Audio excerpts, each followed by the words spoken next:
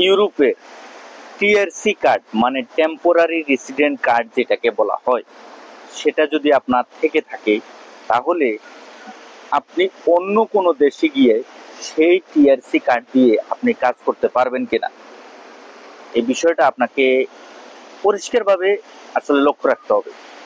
যে আমি ধরেন ইউরোপের পোল্যান্ডের ভিসা পেলাম, বা লিথুনিয়ার ভিসা পেলাম, বা পর্তুগালের ভিসা পেলাম, বা আমি ইতালির ভিসা পেলাম। আমরা অনেকেই আছি ইতালির ভিসা পেয়েছি কিন্তু আমরা পর্তুগালে চলে যাচ্ছি, আমরা পর্তুগালের ভিসা পেয়েছি আবার ইতালিতে চলে আসছি। তো আমি যেহেতু ইতালিতে কাজের ভিসায় গিয়েছি বা রোমানিয়াতে কাজের ভিসায় গিয়েছি, সেনজেনভুক্ত দেশে টিআরসি কার্ডটা পেলাম। এখন টিআরসি কার্ড পাওয়ার পরবর্তী পর্যায়ে আমি চেষ্টা করতেছি অন্য কোনো দেশে চলে যাব, বা অন্য কোনো দেশে আমার আত্মীয় স্বজন বা আমার বন্ধু বান্ধব বা আমার নিজের পরিচিত ব্যক্তি আছে, ওনার কাছে গেলে আমার সুযোগ সুবিধাটা আর একটু ভালো হবে।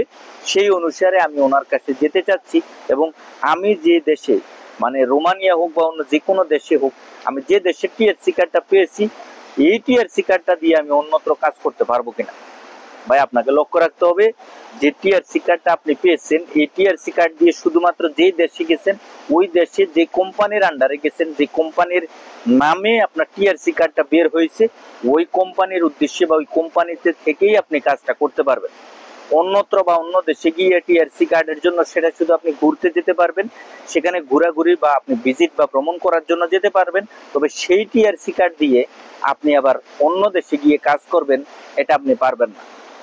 সুতরাং আপনি অন্য কোনো দেশে যাবেন, আপনাকে অবৈধ হয়ে যেতে হবে। সেই দেশে মানে অন্য দেশে গেলে সেই দেশের নিয়ম কানুন অনুযায়ী নতুন করে আবার আপনি ভিসা অ্যাপ্লিকেশন বা যে কোনো বৈধতার জন্য নথিপত্র সাবমিশন করে আপনাকে বৈধতা নিতে হবে। ধন্যবাদ।